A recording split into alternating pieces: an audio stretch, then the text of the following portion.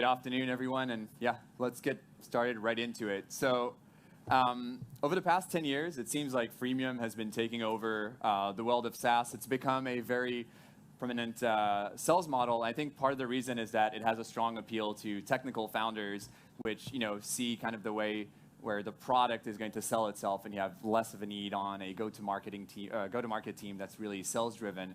But one of the things that we've also seen is that the later stages of the freemium model are not necessarily as well understood as the early days. So when it comes to actually selling to enterprise, it tends to become a lot less well understood, even though there's a couple of companies that have made it pretty far in freemium.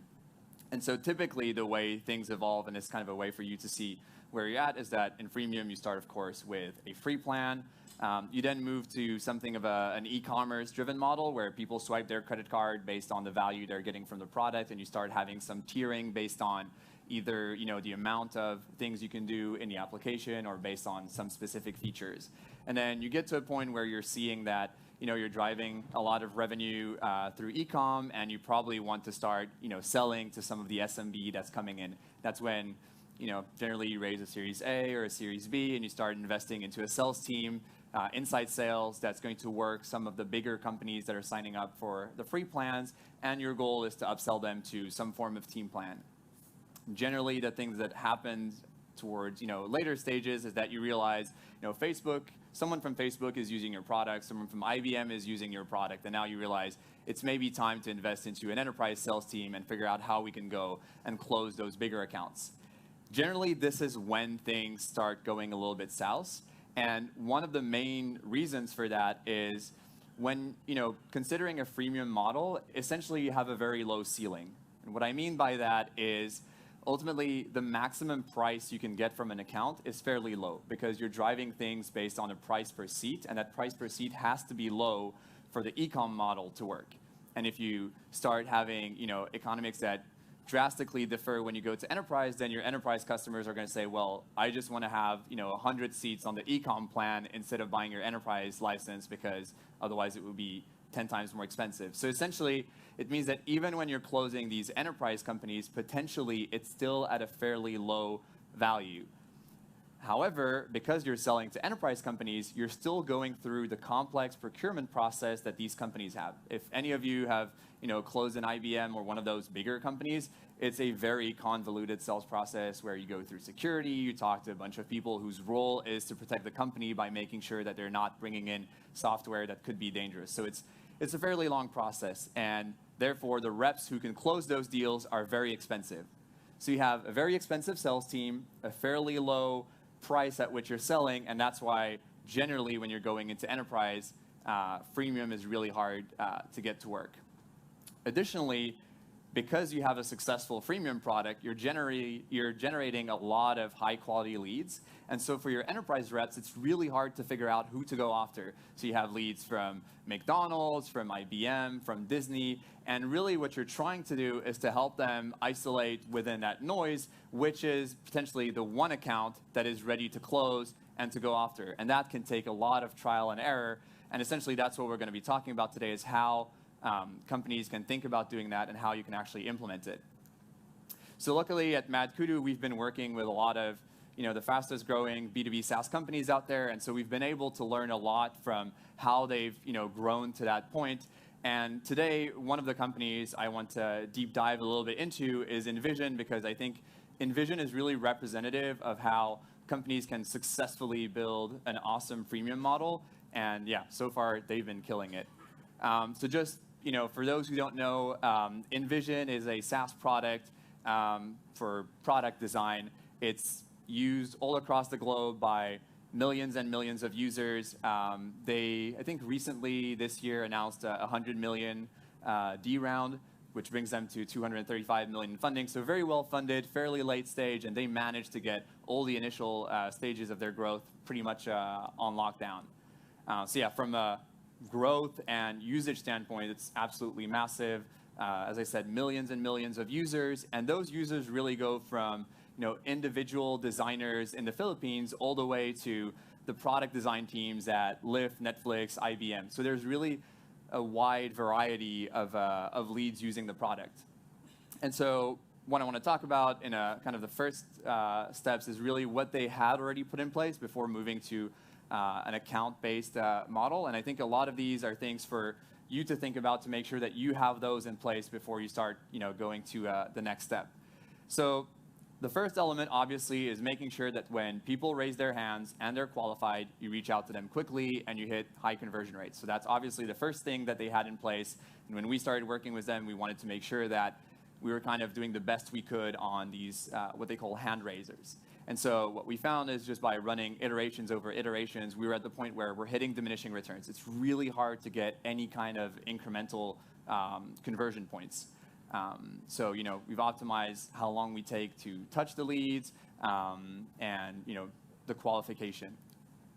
The second aspect, obviously, once you've gone from hand raisers and you're in a freemium model, is to go after PQLs, which stands for product qualified leads. And so the idea behind that is to find out of my free users, which are the ones who are clearly adopting the product in a meaningful manner and indicate that they're getting value from the product, and let's see if we can generate opportunities from those. So they're the red bar on the graph. So they represent a vast majority of the leads that the sales teams are going to work on. But their conversion rate is the little line at the bottom. So super, super low conversion rate, even though there is adoption of the product. So obviously the question was, we're sending these leads to sales. Looks like they're being worked, so what's happening? And obviously the first question that marketers are going to have is my sales team actually working those people? And in this case, it turns out yes. So another thing that is really important to have in place is a sales and marketing SLA. And at Envision, they track a ton of metrics. And of course, one of them is just out of all the leads that are being passed on to sales by marketing, what percentage of those are being contacted within the first 4 hours? And in this case, they actually have a stellar SLA of 95%. So sales is definitely reaching out quickly and consistently to every single lead that is being marked as qualified by marketing. And so question became, are the leads we're surfacing just not good enough? And so for that, we did qualitative feedback. So we went out to talk to the sales team to understand, out of all the leads that clearly had activity and had responded, we tried to understand why are these not generating opportunities. And the feedback was pretty much consistent. It was, these are awesome leads. They're at companies that we definitely want to close. They're definitely similar to target account leads. They're definitely using the product and getting value from it. However, as an account and as a company, they are not ready to buy a team plan. And so essentially this was like a strong indication that we needed to go into a more holistic and account-based approach to the inbound adoption of the product. And this was also interestingly echoed by some of the board slides that Envision was sharing. So these are obfuscated numbers, obviously. But I think what's really interesting in this is that they took the current target account lists, and you can think of it even more globally as the list of accounts that they knew were a good fit for the company. And they were then trying to figure out what is the current penetration and how has that penetration evolved over time in those accounts. And so the red bar here are target accounts that have no kind of usage in Envision. The dark kind of purple one is accounts that have free or paid individual users. And then the gray one is enterprise accounts, so accounts that upgraded to a team plan. And so that became really interesting because the goal was to start going from people that are pure white space, so the kind of pink bar, going into some people having free usage and then getting them to upgrade to the gray. And so that's how we kind of came up with this term of marketing qualified account, which is an evolution of the combination of MQLs and PQLs.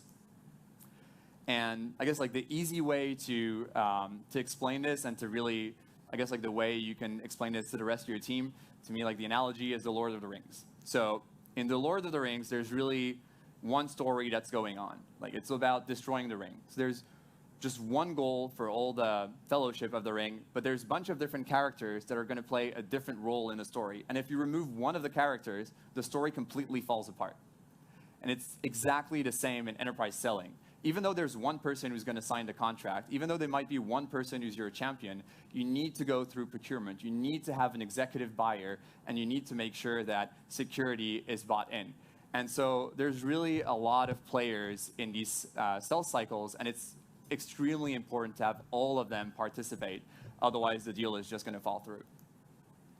And kind of the representation back to the marketing world is, if you plot kind of over time the engagement of a given lead, what you might see is that, it goes up and down, and potentially it never reaches the PQL threshold of a user being ready to buy.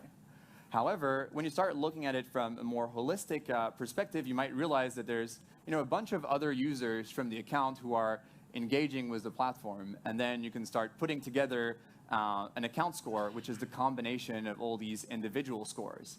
And now all of a sudden, you discover that, this account, in this case Disney, becomes an engaged and qualified account based on the usage of this first person. Interesting, the reason behind this, even though it wasn't Disney, but this was an actual case, was this person who started using the product and then whose usage was flat was actually the manager of the rest of the team. So there was actually no expectation that that person was going to be constantly using the product and modifying any of the designs, because that person was reviewing the work of the others. But without the manager, there was no chance of actually closing the account. So it's really, really important to see how, potential low usage in the context of the account is actually very meaningful and very important. So this is all great, and it's a great success story for Envision. They're still growing like crazy, and we wish them all the best. But I guess for you, the question is, okay, how do I get started with this, and what do I do? So I think fundamentally, when you look at lead scoring or account scoring or any kind of predictive scoring, ultimately, the goal of what you're trying to do is to automate and scale what your best reps are doing without any of their potential preconceptions. So really the idea is to say we have a ton of data available, we have historical data to look at who converted, what did they do before converting, and instead of just trying to give that to reps to manually qualify the millions and millions of users that you have, you can just automate it. And so there are generally two fundamental components to it. The first one is really from the Fitt standpoint, which is just firmographic information to determine, is this account likely to have a need for the product I have? And if they don't, then there's no point in actually pursuing them, because if the company is not likely to have a need for your product, regardless of the authority of the person you're talking to, yeah, just give it up. And then there's a second element, which is really the engagement, which can be measured through intent or actual engagement with the product, with content, and the idea around that is to determine how strong is the need based on the features they're using and how differentiated potentially those features are, and then based on the engagement, does it look like the timing is right?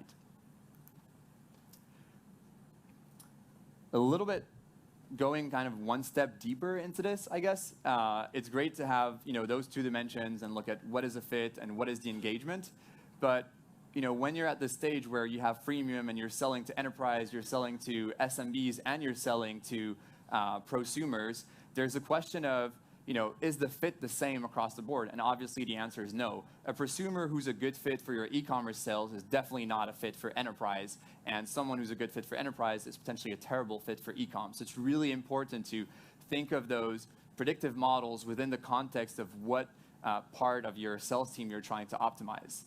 And so one of the examples that we had for one of our customers recently is we were looking at the overlap between the leads that were a great fit for enterprise and the leads that were a great fit for Velocity, for the Velocity sales team, which is kind of mid-market / SMB. And so the interesting thing is, because enterprise converts lower, the average conversion rate of the best enterprise leads is lower than the medium conversion rate of your average Velocity deals. And so if you just look at it from a conversion rate standpoint, it's actually very hard to go and identify which are the valuable leads in there. And so just going into something more concrete to make sure the point goes through, if we take a clear example of this first lead up there is someone from MongoDB. So MongoDB is typically going to be a great fit for an enterprise sales process. However, from an e-com standpoint, they're a pretty bad fit. You shouldn't expect MongoDB to just come in and swipe a credit card for 100 users. And then on the flip side, you have this person from a YC company where they're a terrible fit for enterprise. You don't want to have your enterprise sales team working that kind of a lead, but they're a great fit for e-com. And so again, it goes back to the fact that a good fit, there's a good fit for your product, but there's also a good fit for your sales process, and those can be slightly orthogonal. And that's why one of the concepts that I think would be interesting for you guys to take home is to think of the conversion rate is not the only metric that matters from a marketing standpoint. But ultimately, the thing that matters is how quickly are these leads helping you grow your business. And one of the metrics that's really helpful to identify this is the sales velocity, which is essentially the combination of what is the average deal price times the conversion rate divided by the time to close.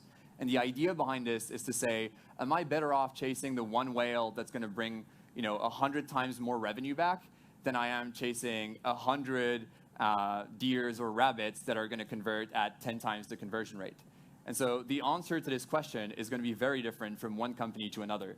So I highly recommend that you actually look at your CRM and you start looking at the data to figure out, when IBM is signing up for your product, is it actually a good thing? Should your sales team work IBM? Because if the conversion rate of enterprise companies is extremely low, you're probably better off chasing all the no-name SMB companies that are signing up for your product because they're going to help you grow faster and get to the point where you can actually go and close IBM. And kind of the final comment I want to make here, and this one is, I think, super important, is when you're thinking of what persona you're trying to optimize for, this is something that's extremely complicated because there are different types of people, there are different types of users, and if we go back to the idea of the Lord of the Rings, right? There's Frodo is the one who's destroying the ring, whatever, Gandalf is doing something different, there are people who die serving the cause, and ultimately there's a question of who do you want to try and acquire? Who is starting the whole journey? And in the case of the Lord of the Rings, it's Gandalf. Even though he's not the one destroying it at the end, it's extremely important that you start with him.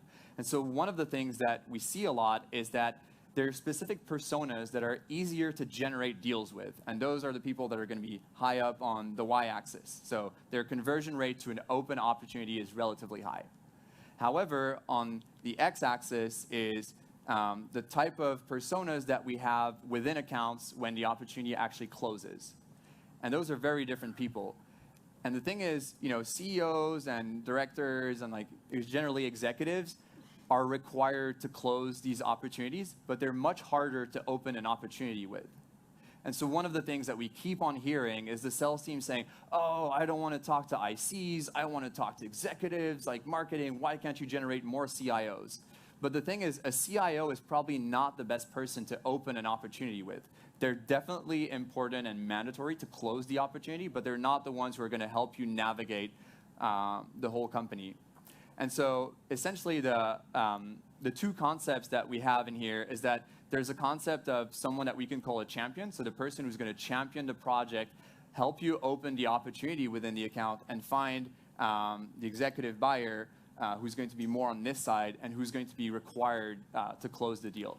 So really thinking about this to figure out within the accounts I'm working today, do I have a champion and do I have a buyer? If I don't have the buyer, I need to go find it and use the champion to help me there. And if you have just a buyer and not a champion, potentially you need to go find champions. And maybe kind of my closing remark here is that ultimately, even though I've been living in the space of predictive analytics for the past 10 years, all models we build are always wrong. Like models are just a mathematical representation of reality, but reality is just too complex to represent exactly with a model. The only reason we're building models is to help us drive decisions. And so ultimately what really matters is not if you're going to go and buy some external predictive vendor that's going to help you. It's about thinking, how do I build an internal model to drive my decisions and to start improving on top of it? And so, again, whether it be internally or externally, start building models that represent your business so that they can drive decisions and you can start optimizing on top of it. And kind of, the final thing is the only reason we're doing this, never forget this, is really to make it frictionless for customers to buy your product. It's all about, adapting your sales process to how your customers are going to buy. Because no matter how strongly you try to push someone through your sales process, it's always going to be harder than building a sales process that adapts to the way their procurement works. So it's for prosumers and SMB, make it easy for them to swipe their credit card. For enterprise, make it easy for your champion to navigate the whole procurement process with the executive buyer and security. Thank you.